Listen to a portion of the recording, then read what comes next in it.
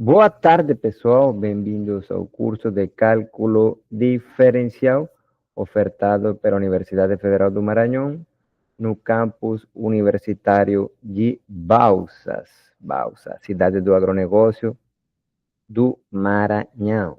Então, esse aqui será o vídeo resumo da aula número 6, aula presencial, que aconteceu presencialmente no nosso campus.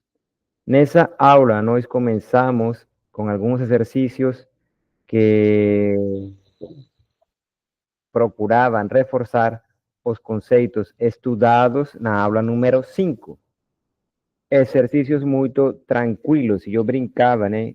Que era um tipo de exercícios que simulava uma viagem tranquila de São Luís para Alcântara. Então, eu dizia, né, que a ideia é que não se produz uma viagem turbulenta. Então, o tipo de exercícios que eu coloquei nessa aula número 6 eram exercícios de uma viagem tranquila. Então, vamos olhar o primeiro exercício. Diz assim: interprete geometricamente cada um dos símbolos mostrados. Então, se mostram 3 símbolos. E a ideia é que tu interpretes e leas cada um desses símbolos. Interpretar matemáticamente. Então, o primeiro símbolo, estou aqui, respostas. Vou marcar aqui, respostas desses exercícios. Então, número 1. O número 1, vamos ver o que significa esse símbolo, 2/7. Esse símbolo se lê módulo de 7. Então, aqui eu estou desenhando a recta numérica. Sobre ela, eu vou desenhar esses números aqui que tu vai ver.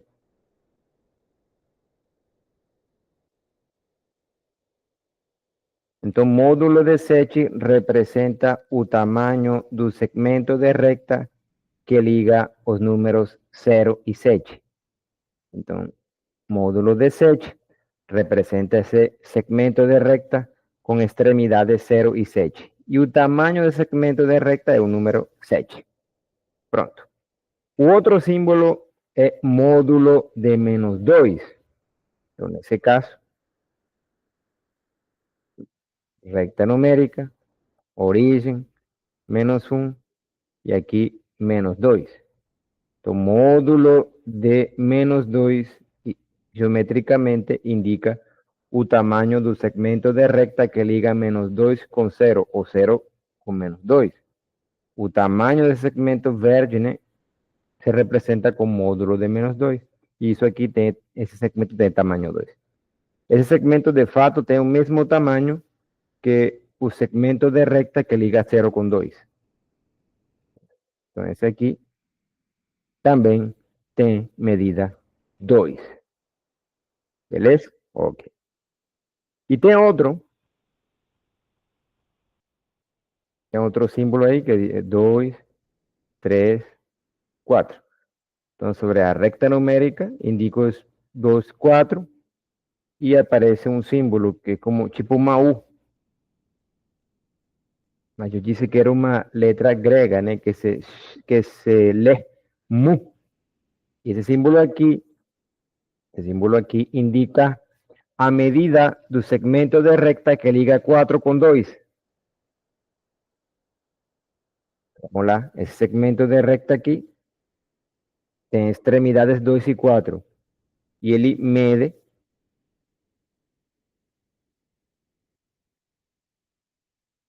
2. E como que tu sabes? Eu te disse que tu vai ter que fazer 2 diferenças. E entre elas, escolher aquela que tem sinal positivo. Beleza? Então, isso aí é 2. 4 menos 2 é 2. Pronto. Ok. Então, viagem Alcântara. Uma viagem tranquila até agora, né? Bom, o segundo exercício diz falso ou verdadeiro. Z, conjunto dos inteiros. Q, conjunto dos racionais. Esse símbolo aqui indica inclusão. Então, a ideia é que tu prove ou desaprove a seguinte afirmação: todo número inteiro é um número racional. Então, eu estou afirmando. Aí tu analisa a veracidade dessa afirmação. Então, eu estou perguntando o seguinte: todo número inteiro é um número racional.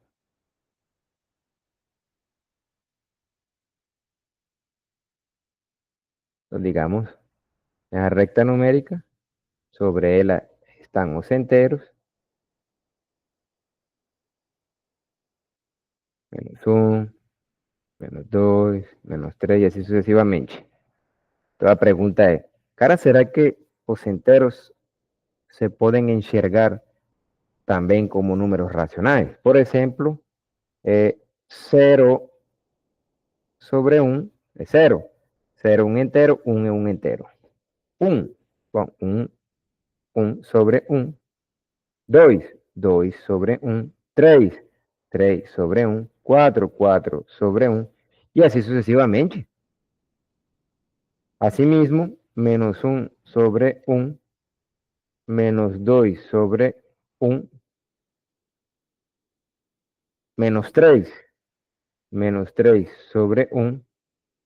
Y eso te da una idea de que parece ser que todo entero es un racional. Mas tú tienes que escribir, ¿no?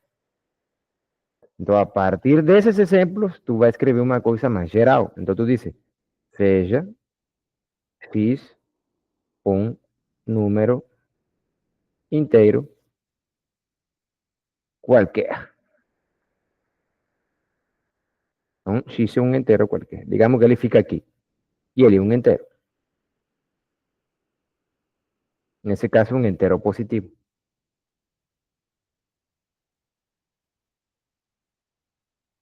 Então, tu dices, já que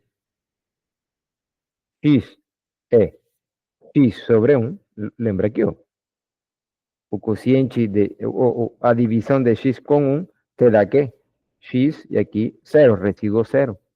X vezes 1, x menos x, 0. Então, de fato, todo número entero es un racional. ¿Por qué? Porque todo número entero, x, ¿no? O sea, si x es un entero, x se escribe como cociente de él con un, o sea, él propio sobre un. Pronto. Entonces, x es un racional. Luego, siendo x cualquier número entero, z está contido en qué? Lembra que na aula número 5 fornecimos a definición do que significaba un subconjunto dos números reais. Então, um conjunto numérico A é um subconjunto dos números reais se todo elemento de A é também um real. Também consideramos o caso em que A fosse o conjunto vazio. Então, pronto, nós provamos que, de fato, todo inteiro é um número racional. Beleza. Ainda uma viagem tranquila. A outra pergunta que respondimos foi, oi, esse número aqui é um real, um número decimal. Esse número é um racional. Se esse número é um racional, esse número se escreve como um quociente de dois enteros. De fato, esse número é um número racional. Por quê? Porque esse número pode ser escrito como quociente de 625 sobre 1000. O que não é verdade é, 16 o que horas. não é verdade é que essa fração seja a fração irredutível. Por quê? Então, a fração 625 sobre 100 não é ou não está na forma irredutível. Una forma reducida, vamos. Pues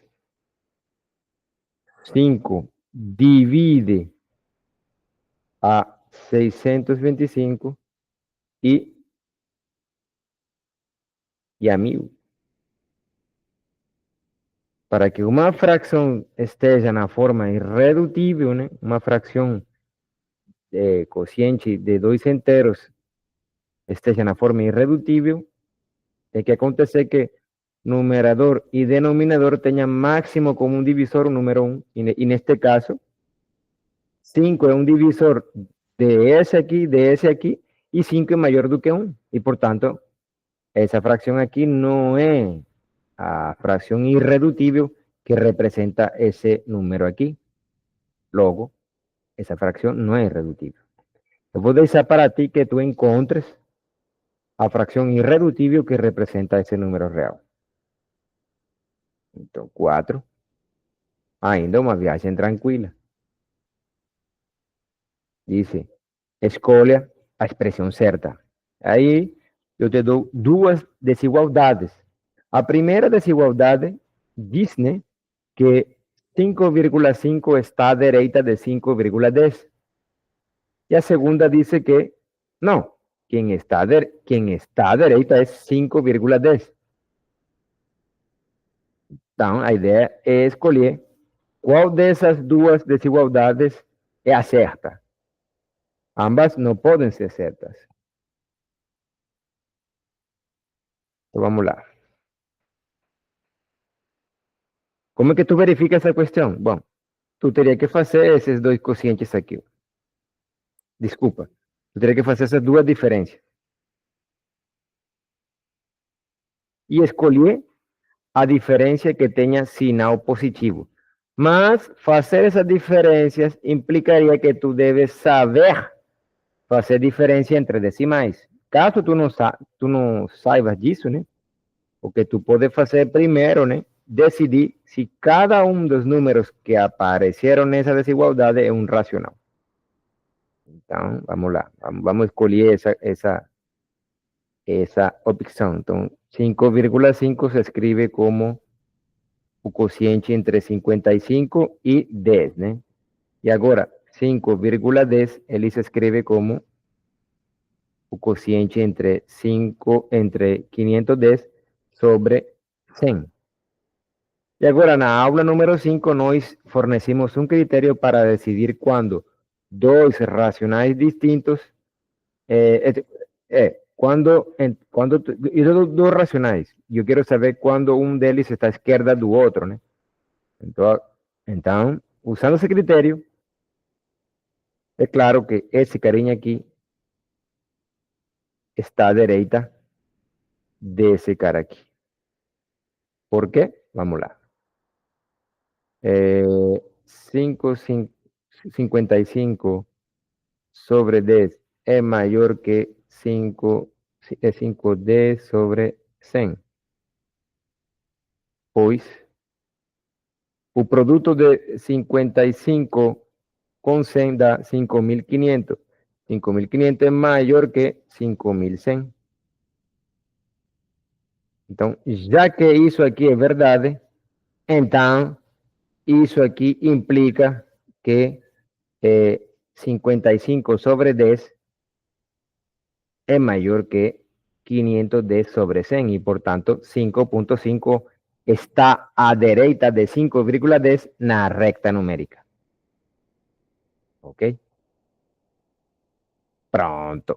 Vamos lá com o número, o terceiro número 5. Então, uma viagem tranquila. Ainda. 5. Fixado um real positivo, desenhe na recta numérica o seu ponto antípoda. Então, vamos lá. Aqui tu escolhe qualquer número real positivo. Isso quer dizer que esse número real está à direita de zero. Então, pronto, seja x esse número real aqui. Ele representa qualquer número real positivo. Agora, como é que tu desenha o antípoda dele? Bom, tu tem que desenhar um segmento de recta, né, que tenha como extremidades x e esse ponto antípoda, tal que 0 seja o ponto meio desse segmento de recta. Então, a extremidade de um segmento que tem esse cara aqui como extremo e que tem esse cara aqui como ponto meio é esse cara aqui. Então, olha só. Pronto. Esse segmento de recta aí desenhado conecta ou tem a extremidade X e a outra extremidade é o oposto aditivo desse cara aqui. Então, olha só. Se eu pego a média aritmética entre X e esse oposto, isso aqui vai dar zero. O zero é o ponto meio entre X e seu oposto aditivo. Beleza? Esse cara aqui, ponto meio. Ok? Então, a viagem foi tranquila. Pronto, então voltamos à leitura, né? Da aula e aí começamos, de fato, a aula número 6. Aí eu comecei também, aí retornamos à leitura número 5, né, que não foi acabada, e se apresentou a definição de potência N de um real. Então, eu te dou um real e a partir desse real eu vou criar um novo real. Como? Bom, então eu te di um real X, tu fixa um natural e a partir desses números tu cria um novo natural. Bom, esse novo natural iremos criar como? Multiplicando X tantas vezes como o natural escolhido. A esse carinha novo chamaremos potência enésima de X. Esse cara aqui se chama a potência enésima de X. Então, é simplesmente a multiplicação de X vezes X, N vezes X. Ok? Isso se chama a potência enésima de X. De fato, esse carinha aqui é o exponente da potência e o X seria a base. Então, esse cara aqui se chama exponente da potência.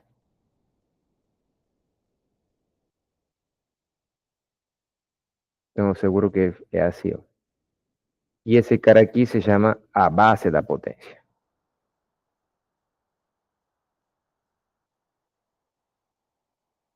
E o resultado se chama a enésima potência de X. Beleza? Agora, quando n igual a 2, esse carinha aqui se chama o quadrado de X. O quadrado de X. E por que o quadrado? Ah, vamos lá. Então vamos suponha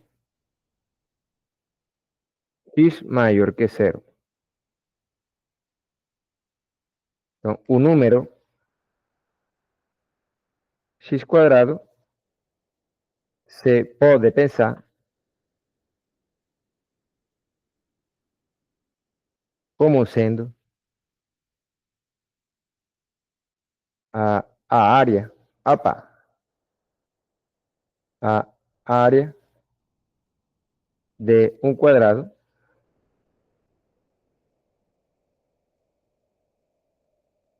de lado X. É isso, por isso se chama um quadrado. Por eso a potencia cuadrada de X se llama un cuadrado de X, porque tú puedes pensar X cuadrado como siendo a área de un cuadrado que tem lado X. Beleza? Agora, o caso em que N seja 3, então X cubo, ou seja, a potência cúbica de X se chama o cubo de X. Porque nesse caso, também supondo X maior que zero, o número X cubo se pode pensar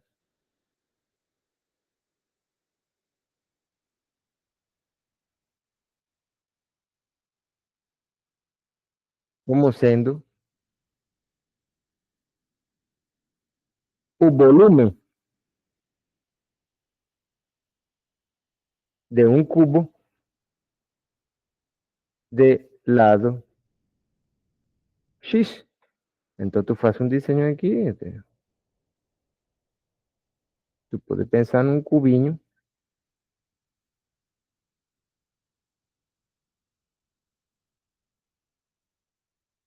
X, X, X. Entonces X cubo representaría o volumen do cubo que tem esses lados. O sea, X, X, X, X. X cubo representaría geométricamente o volumen de ese cubo. Entonces, por esa razón, si n es igual a 2, x cuadrado se llama u cuadrado de x, y si n es igual a 3, x cubo se llama u cubo de x. Beleza. Uma afirmação que nós colocamos nessa aula número 6 é a seguinte: qualquer que seja x real, o seu quadrado é maior ou igual que zero. Isso significa que o quadrado de qualquer número real ou está à direita de zero ou é igual a zero. Então, digamos que x coincide com zero. Então, nesse caso, seu quadrado também é zero. Mas, pode ser, né? Que tu tenha aqui o x, né? E quando tu pega o quadrado, então, nesse caso, o quadrado sempre fica à direita de zero. Agora, o quadrado de x, ele pode ser maior que x, igual a x, em caso que x seja 1, ou ele pode ser menor que x. Mas não interessa. O que interessa é que a afirmação te diz que, por exemplo, que se x está à direita de zero, o seu quadrado, o quadrado de x também está. Agora, também acontece que, por exemplo, se x é menor que zero, ou seja, se x está à esquerda de zero, o quadrado dele, nesse caso, estará à direita. Beleza? Então, se x é positivo, o quadrado dele fica à direita de zero. Se x é zero, o seu quadrado dele coincide com zero. Agora, se x é negativo, então o quadrado dele fica à direita de zero. O sea, se tu começa com um x à esquerda de zero, o quadrado dele muda o endereço, ou seja, vira que à direita de zero. Café. Outra pergunta que nós fizemos na aula número 6 foi: será que R só contém números racionais? Então, realizamos essa pergunta aqui. Será que na recta numérica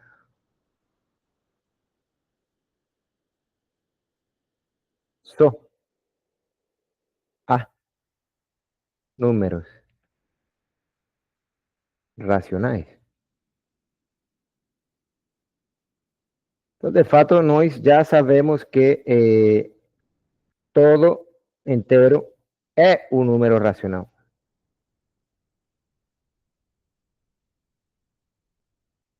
E nós falamos também que a partir de dois inteiros distintos, nós podemos criar outros racionais, como tomando a média aritmética entre eles. Por exemplo, entre 0 e 1, nós podemos criar o ponto meio entre eles é um racional.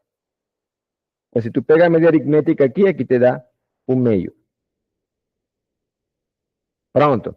Mas, de fato, se nós pegamos um inteiro e um racional, como sendo as extremidades de um segmento de recta, o ponto meio desse segmento também é um racional.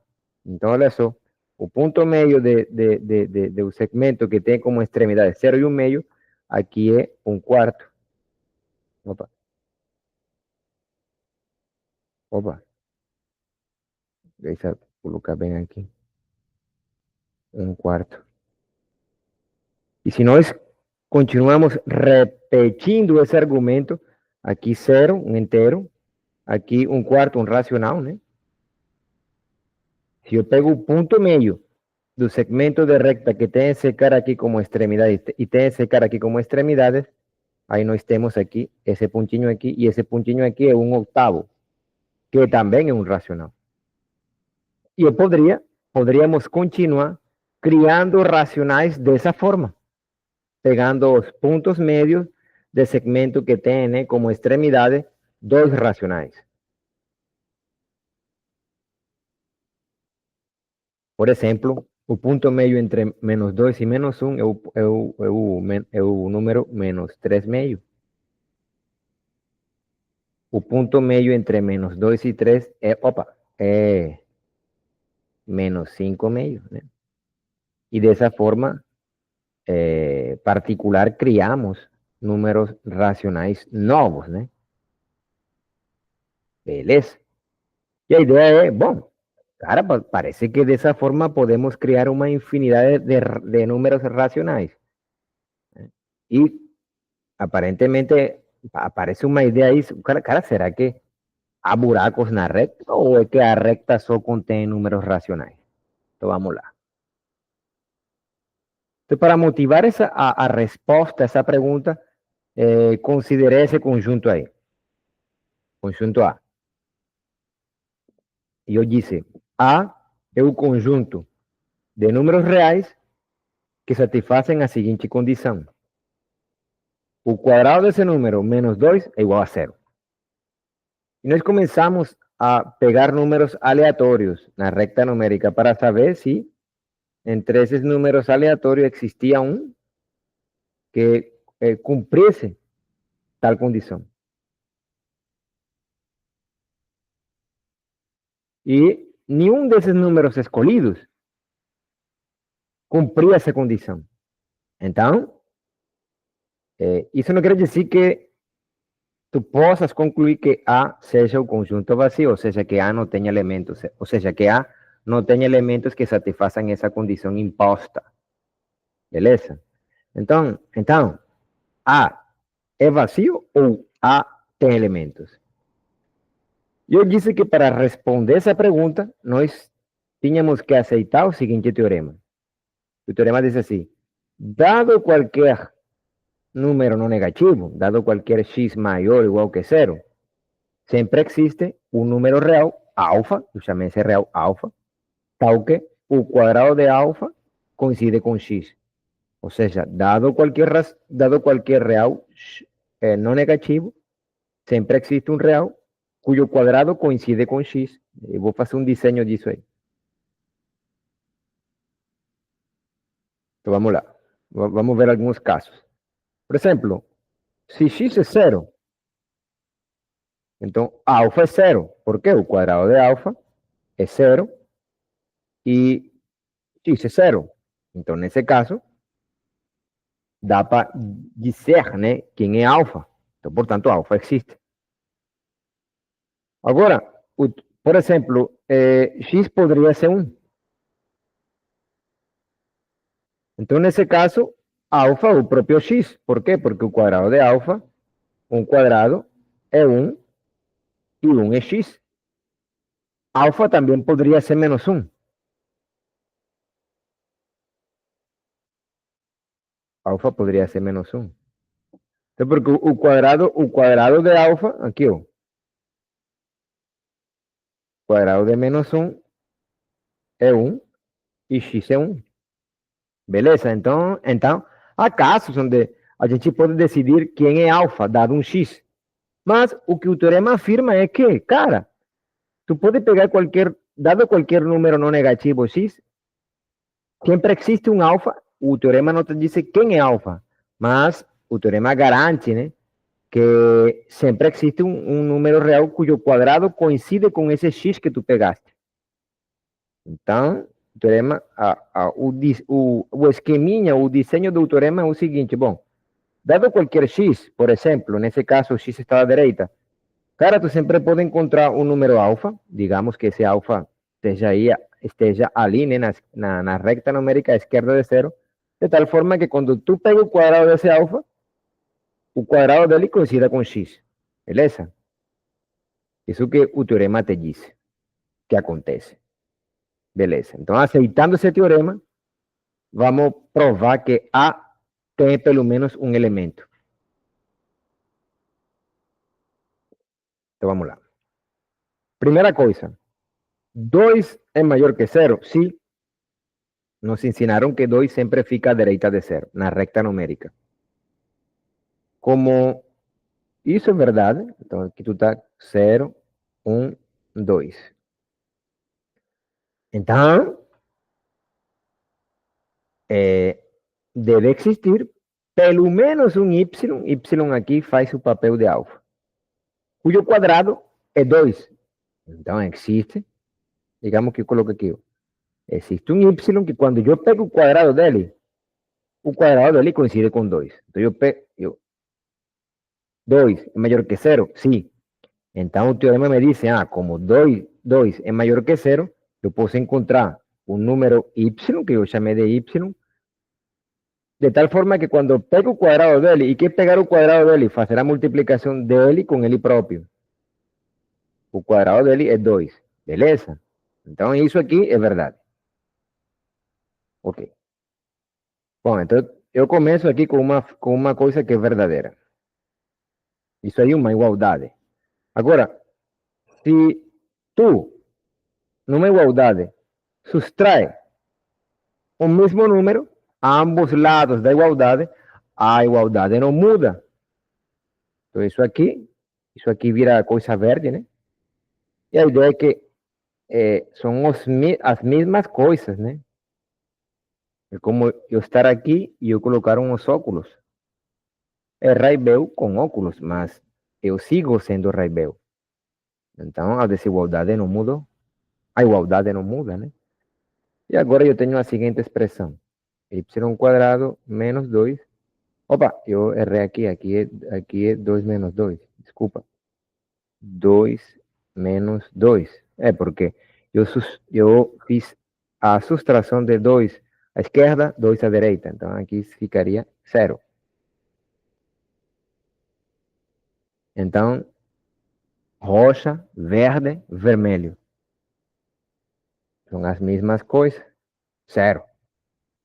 Isso aqui implica que y está em A. Por quê? Porque o quadrado de y menos 2 é igual a 0. Portanto, y é um número real que é candidato a ser um elemento de A. De fato, não é simplesmente um candidato, é um elemento de A. Aqui era candidato a ser. Quando satisfazia essa condição de que o quadrado dele era 2, imediatamente ele era um candidato a ser elemento de A. Agora, quando tu chega aqui, ele é um elemento de A. A pergunta é, questão. A pergunta que vem agora é, bom, y é um real. A pergunta agora é, y é um racional? Né? Não. E a resposta a essa pergunta é não. Né? Se eu estou respondendo essa questão, mas tu não sabes por quê. Por que não? Então, esse bicho novo, né, não é um número racional e, portanto, isso implica que a recta numérica também tem outros números que não se expressam como cociente de inteiros. Aqueles números que não se expressam como cociente de inteiros, os matemáticos chamam de números irracionais.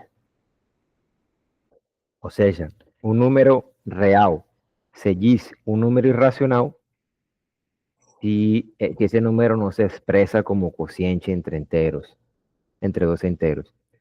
O conjunto de todos esos números nós iremos simbolizar com esse símbolo aqui. Esse símbolo, de fato, se lê R partido Q. Né? Vamos ler assim. E por definição, ou por construção, esse conjunto contém todos os números reais que não são racionais. Ou seja, o número está aqui, que esse número não se expressa como cociente de inteiros. E presentamos esa afirmación aquí que dice, oh, bacana, ¿no? A recta numérica, ou seja, na recta numérica, a recta numérica ela contém números racionais ou, desculpa, se x é um real, então x ou é um racional ou ele é um irracional.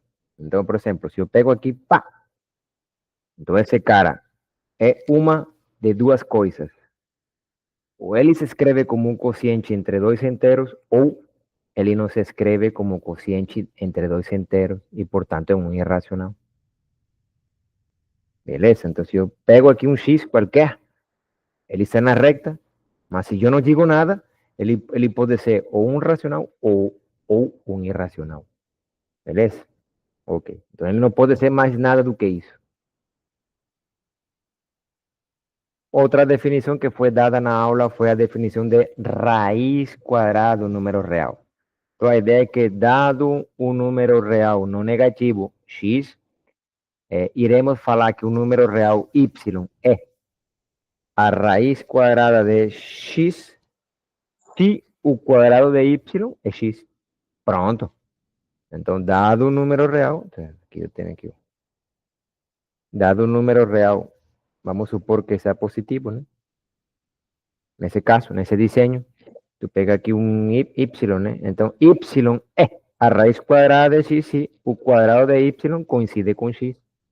Então, se isso acontece, tu escreve assim, ó, y igual a esse símbolo aqui, símbolo se lê a raiz quadrada de x. Mas quando o símbolo aparece assim, tu vai falar que y é a raiz quadrada positiva de x.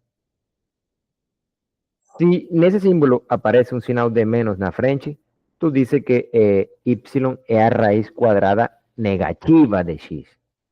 Beleza? Aí nós fornecimos alguns exemplos. Exemplo. Eu escrevi y igual a raiz de 4. Então, nesse caso, tu dices y é igual a raiz de 4. Raiz de 4 é um símbolo, né? É um símbolo. Y representa a raiz quadrada de 4.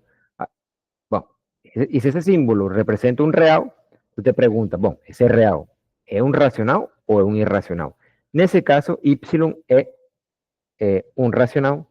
Por quê? Porque y é 2. E y é 2 porque o quadrado de 2 é 4. Beleza? Outro exemplo. Z igual a raiz de 2. Pronto. Raiz de 2. Raiz quadrada de 2, tu diz Z, raiz quadrada de 2. Lembra que isso aqui é um símbolo. Mas ele tem um significado, então tu tem que entender. Dizer que Z é a raiz quadrada de 2 significa que o quadrado de Z é 2. Mas quem é Z? E a pergunta é um racional ou ele é um irracional? Isso aqui é repartido o quê? Pronto. A ideia é que tu me proves matematicamente que raiz de 2 não é um número racional. É, de fato, um número irracional. E esse raiz quadrada de 2 é, de fato, um elemento de A, desse conjunto aqui A. Então, de fato, esse conjunto tem dois elementos. A raiz quadrada negativa de 2 e a raiz quadrada positiva de 2. Então, a ideia é tu me dizer que raiz quadrada de 2 é um número irracional. E a pergunta, outra pergunta que eu poderia te fazer é, bom, onde que ele fica? Onde fica a raiz quadrada de 2? Nós sabemos, né, que, por exemplo, se y é esse carinha aqui, y, por exemplo, não pode ser 2. Por quê? Porque se y é 2 e tu tá me falando que y é a raiz quadrada de 2, então tu dices, bom, 2 ao quadrado é 4 e não dá 2. Ou seja, se tu me dizes que esse cara aqui é 2, é porque então 2 ao quadrado é 2. Falso. 4 não é 2, então y não pode ser 2. Ok.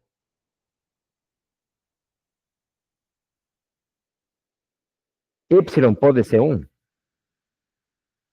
No, porque si tú me dices que y igual a 1 es a raíz cuadrada de 2, tú me estarías diciendo que 1 cuadrado es 2. Es falso.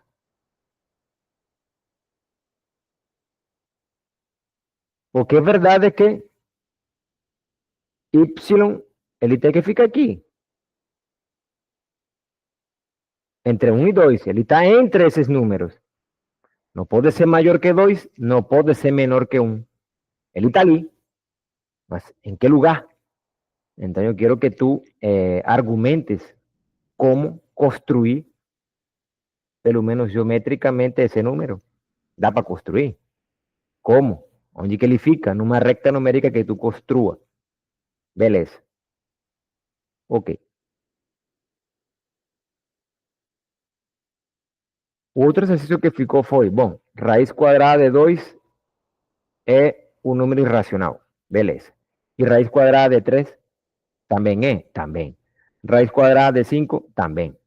2, 3, 5 são números primos. Um número primo é qualquer número natural maior do que 1 que tem exatamente 2 divisores. E a pergunta é, cara, dado un número primo, ¿será que a raíz cuadrada de ese número es un racional o es un irracional? A idea, a afirmación es que afirmación. Si P es un número primo, entonces a raíz cuadrada de P es un número irracional. Entonces, yo no sé si tú aprendió en la escuela el fato de que los números primos son, ellos forman una lista infinita de números.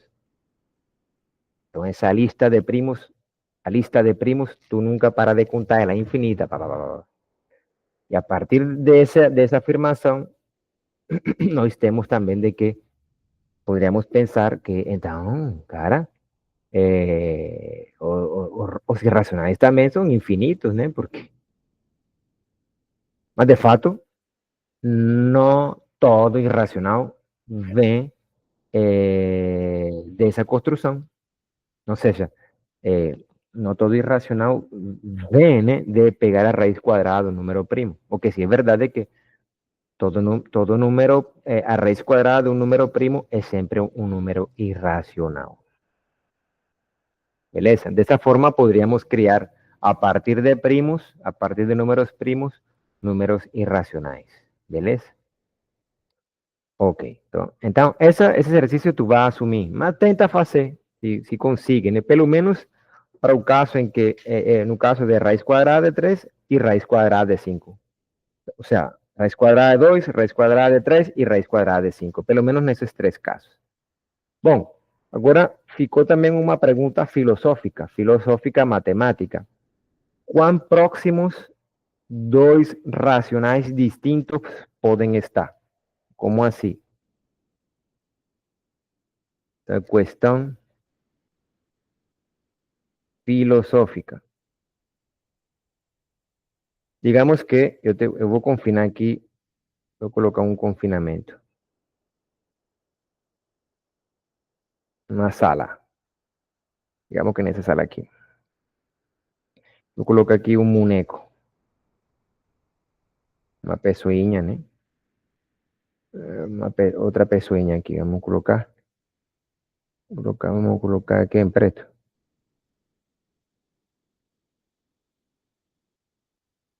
Pronto, duas pessoas, né? Quão próximas elas podem estar, né? Bom, se elas estão aqui, pegadas nas paredes, né?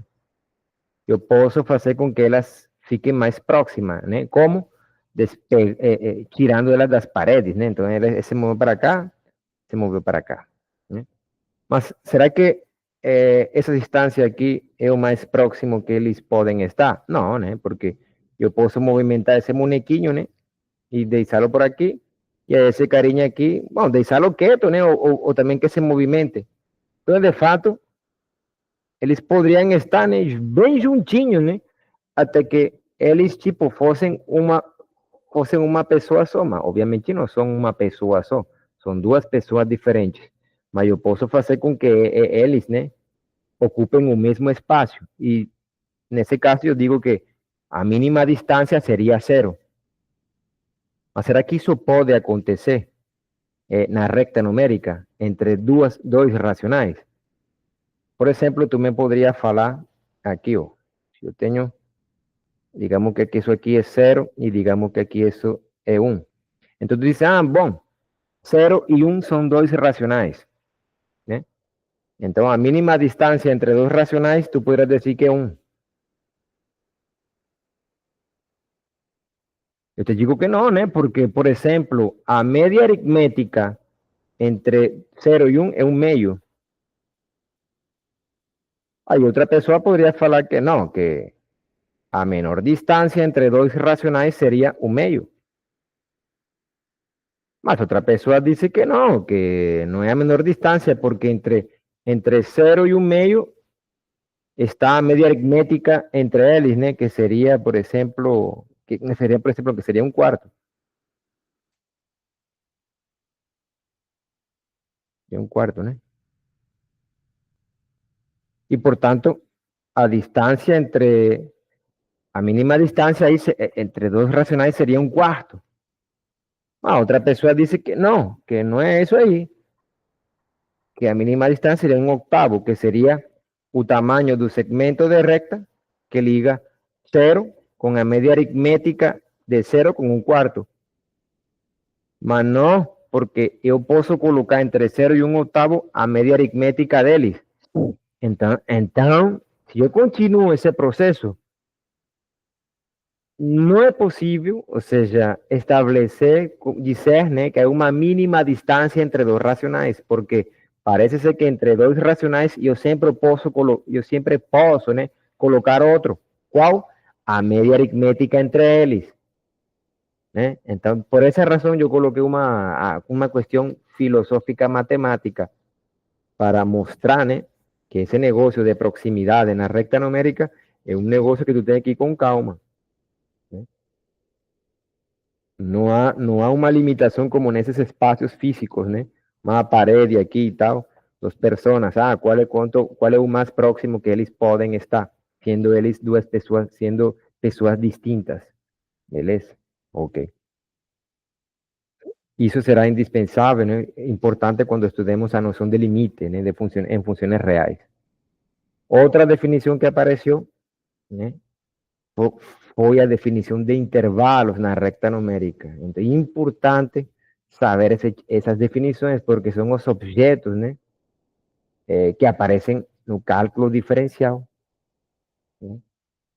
Então, vamos lá.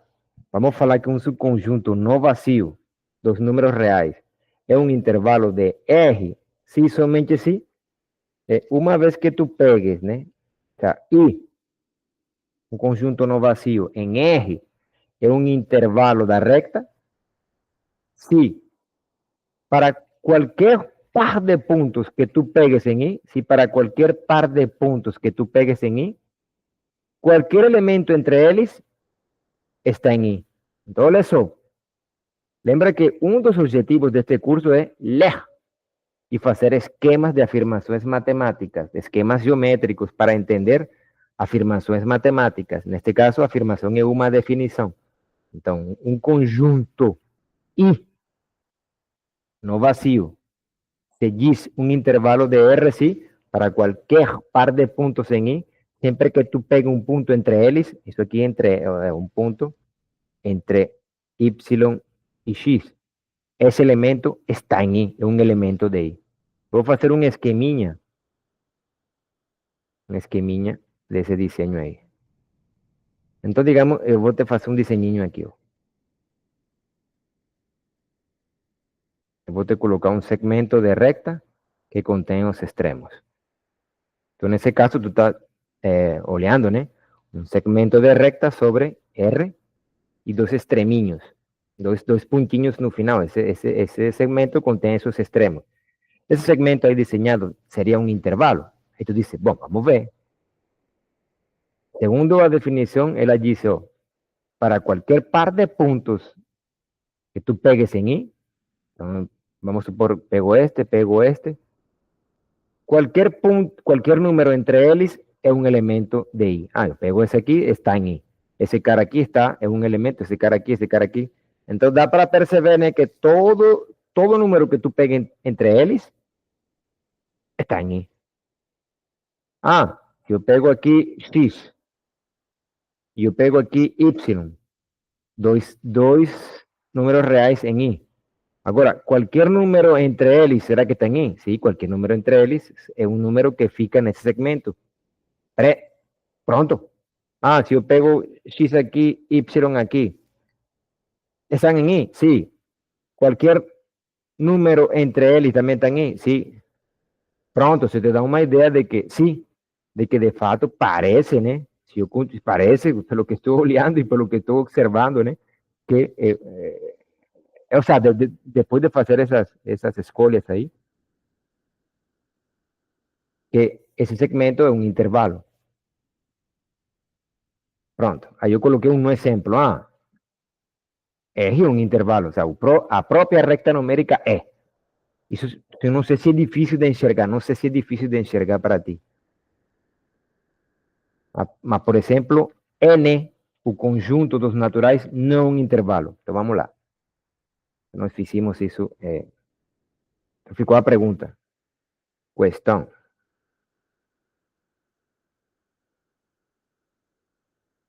N é um intervalo em R. Vamos fazer um desenho. Um desenho é mais fácil de enxergar as coisas. 1, 2, 3, 4, assim sucessivamente. A ideia é, pega para qualquer... N seria um intervalo se para qualquer par de naturais, qualquer número entre eles, também deveria ser um natural. Então tu dices, bom, isso não é verdade, porque se eu pego aqui X, 1 faz o papel de X, e digamos 3 faz o papel de Y, 2 está entre 1 e 3? Sim, tá. 2 é um natural? Sim. Mas não é verdade que todo número entre 1 e 3 seja um natural. Por quê? Por exemplo, a média aritmética entre 2 e 1 é 3,5, e 3,5 não é um natural, 3,5 é um racional. Então, olha só, 3 meios é menor que 3, maior que 1, porém,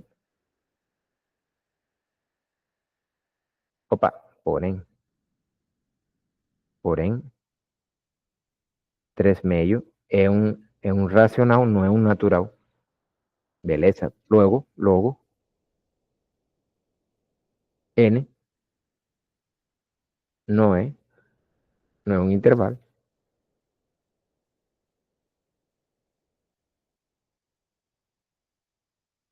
Beleza? O outro exercício foi, bom, se N não é um intervalo, será que é?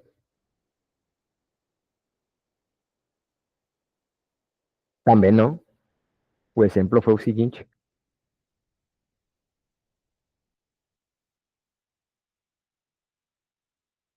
Esse aqui eu peguei como X e esse aqui eu peguei como Y.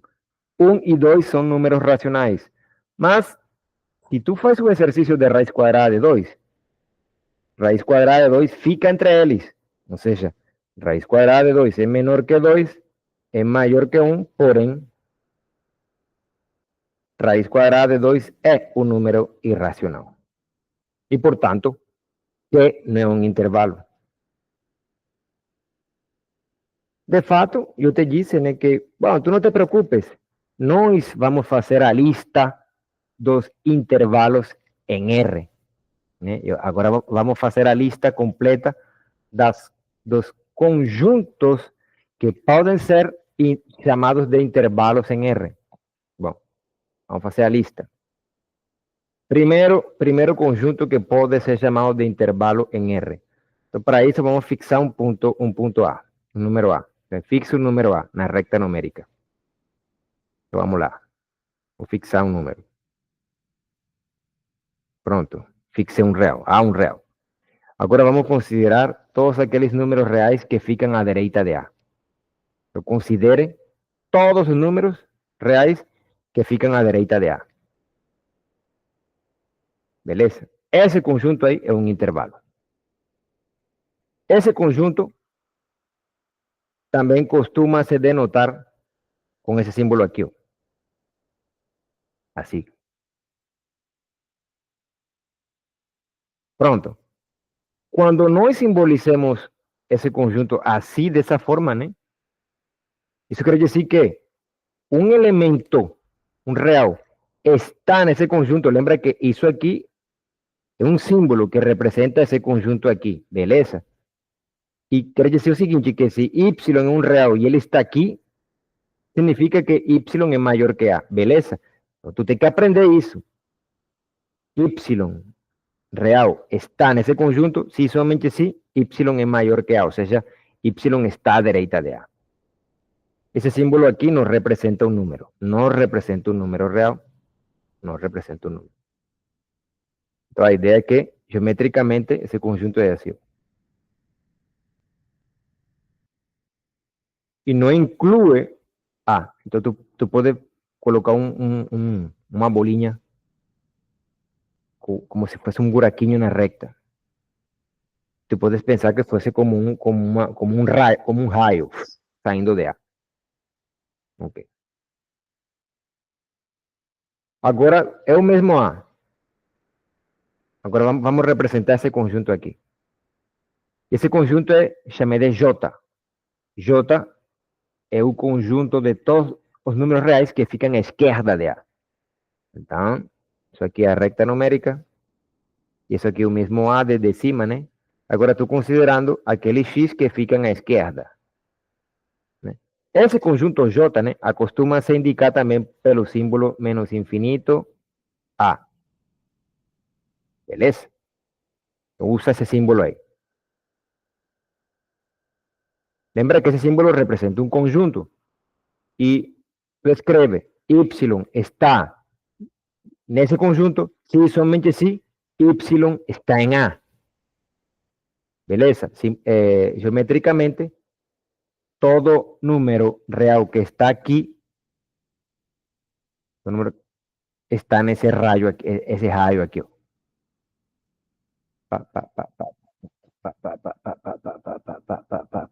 Vou abrir uma bolinha aqui, ó, para indicar que o raio começa aí, mas o raio não contém o número A. Beleza? Então, esses dois conjuntos são intervalos. Agora eu vou definir mais dois outros conjuntos na recta numérica.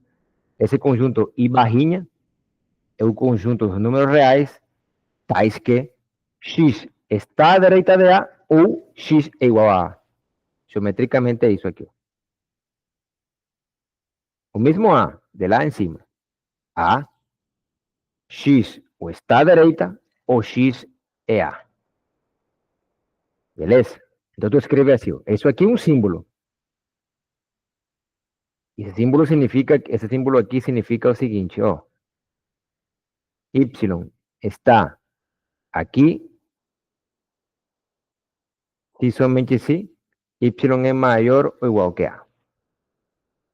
Beleza? Ok? Geometricamente, fazemos assim, ó.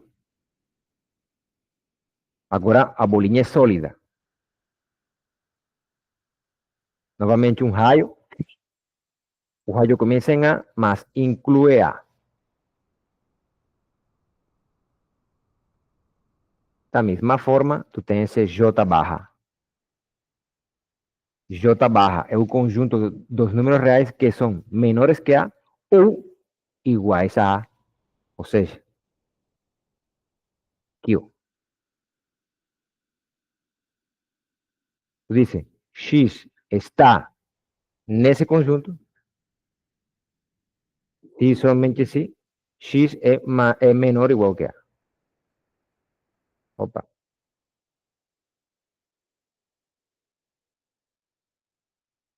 Ok?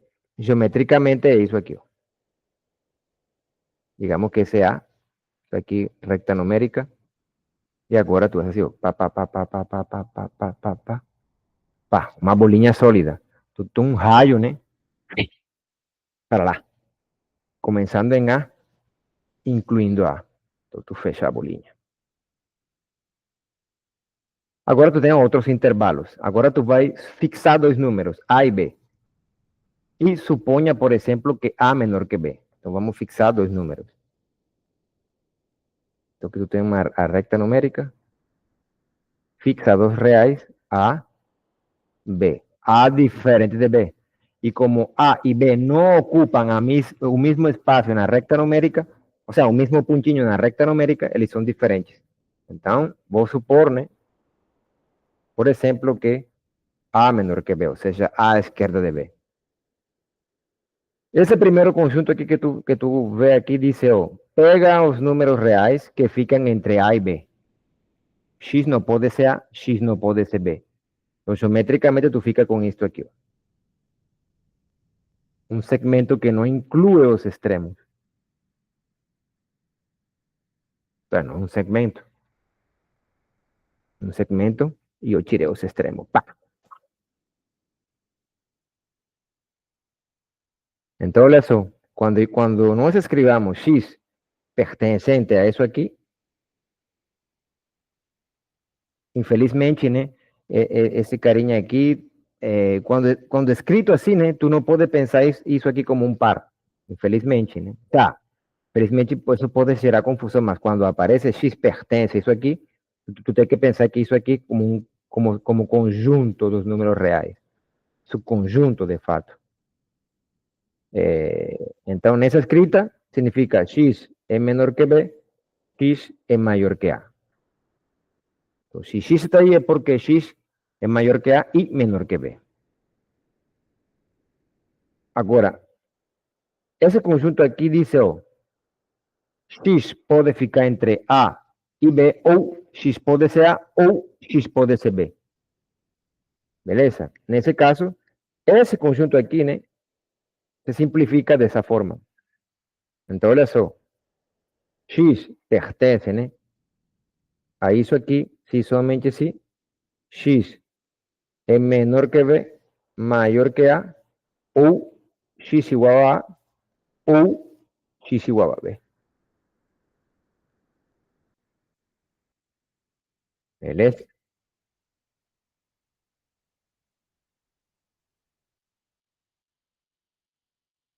Ok.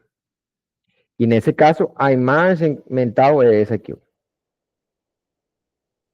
A, B.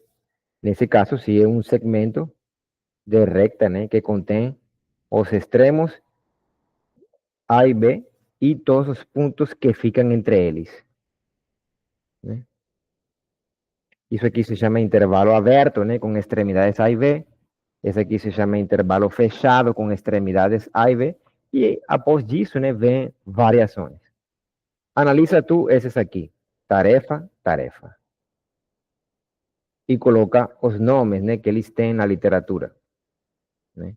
E que significa dizer, né, que X pertence, né, a esse intervalo aqui. E que significa dizer, né, que nesse caso X pertence, né, a esse outro conjunto, né, que também é um intervalo, né? Que significa? Que significa?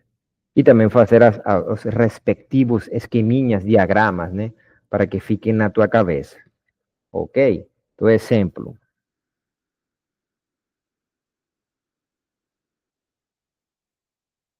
Desenhe o intervalo.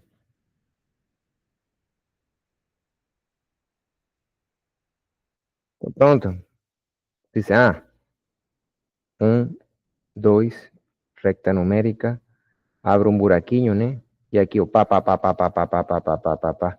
E que significa esse conjunto? Tu diz, bom, 2 mais infinito significa todos os x reais, tais que x maior que 2. E pronto. Isso aí tem que ser pão com açúcar. Se tu não é diabético, tu pode comer à vontade. Agora, se tu é diabético, pão com açúcar é complicado. Então, vamos supor café sem açúcar. Se tu não gosta de café sem açúcar, então água. Ou seja, o que te quero dizer é que tu tem que aprender essas coisas e isso aí tem que ser também uma viagem tranquila. Não pode ser uma coisa que te dê muita dificuldade, porque senão tu vai complicar. Tu vai complicar e tu vai ter que colocar um negócio salva-vidas. Ou seja, pensa que tu queres continuar em uma viagem tranquilona. Se tu não aprende esse negócio, a tua viagem vai ser turbulenta. Tu vai, como aquele fundo, né? Aquele negocinho que eu tenho lá, ele vai te assustar. Que cuidado. Bom feriado, bom churrasco e até mais.